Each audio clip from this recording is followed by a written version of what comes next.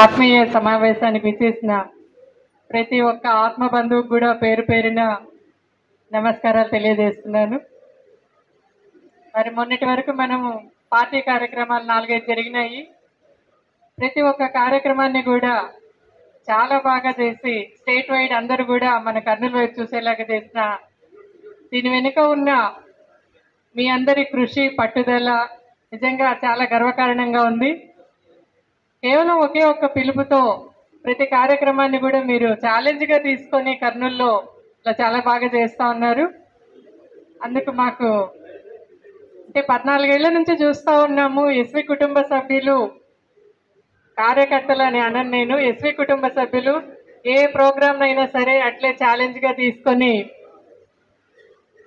చేస్తున్నందుకు చాలా గర్వంగా ఉంది, సంతోషంగా ఉంది. ఇంకా రేపొద్దున మనము ఇంకా 4 ఏళ్ల టైం ఉంది. 4 సంవత్సరాల కాలంలో ఇంకా ఎక్కువ కార్యక్రమాలు చేయాల్సిన వస్తుంది, ఇంకా ఎక్కువ పోరాటం చేయాల్సి వస్తుంది. దాని గురించి మరి ఈ కూటమి ప్రభుత్వం దృష్టి ఎవరైతే యాక్టివ్గా ఉంటారో, ఎవరైతే ధైర్యంగా ముందు పోతున్నారో వాళ్ళని అడ్డుకోవాలని ఖచ్చితంగా చూస్తారు. వాళ్ళ మీద అక్రమ కేసులు అయితేనేమి, అరెస్టులు అయితేనేమి చేయాలని చూస్తారు. కానీ మీరు ఎవరు దేనికి భయపడాల్సిన అవసరం లేదు. అర్ధరాత్రి అయినా అపరాత్రి అయినా స్పాట్కైనా సరే స్టేషన్కైనా సరే రావడానికి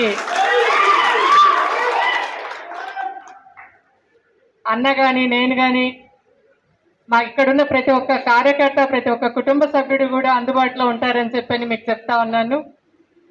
మనందరి సహకారం ఇట్లాగే ఇంకా ముందుకు సాగాలని చెప్పని రాబోయే రోజుల్లో మళ్ళీ మనం మన జగనన్నను సీఎంగా చూసుకోవడానికి మనందరి తోడ్పాటు మనకు చేతనైనంత సహాయం చేసి అందరము అన్నను మళ్ళీ సీఎంగా చేసుకుంటామని చెప్పని దానికి మీ అందరి సహకారం ఉండాలని చెప్పని మీ అందరినీ కోరుకుంటున్నాను. అట్లాగే ఈరోజు ఇక్కడ వచ్చిన అన్న వాళ్ళందరూ కూడా మంచి అమూల్యమైన సలహాలు సూచనలు చేసినారు. దాన్ని బట్టి చూసి మనం బూత్ లెవెల్ నుంచి కూడా మన పార్టీని మళ్ళీ సంస్థాగతంగా మనము స్ట్రెంగ్తన్ చేసుకుంటూ రావాలా. ఎందుకంటే ప్రతి బూత్ లెవెల్లోనే మీకు ఏ బూత్లో ఎంతమంది ఉంటారు, ఎవరు అటు అవతల పార్టీ వాళ్ళు ఎవరు, మన వాళ్ళు ఎవరు అనేది మీకు అందరికీ ఖచ్చితమైన ఐడియా ఉంటుంది. కాబట్టి ఇక్కడున్న ప్రతి ఒక్కరూ కూడా ఎవరు కొత్త వాళ్ళు కాదు, 14 ఏళ్ల నుంచి రాజకీయం చేస్తూ ఉన్నారు. ప్రతి ఒక్కటి చూసినారు. మీరు వార్డు మెంబర్లుగా నిలబడినారు.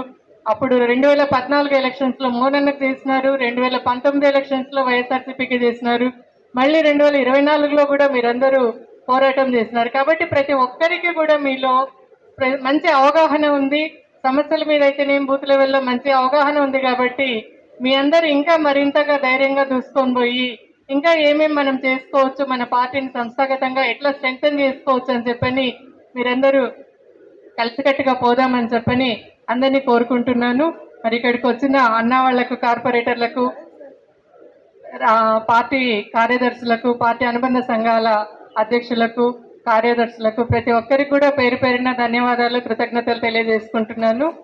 అందరికీ మరి భోజనం సమయం అయింది, చాలా మంది వెయిట్ చేస్తూ ఉన్నారు. ఇంతటితో ముగిస్తూ ఉన్నాను.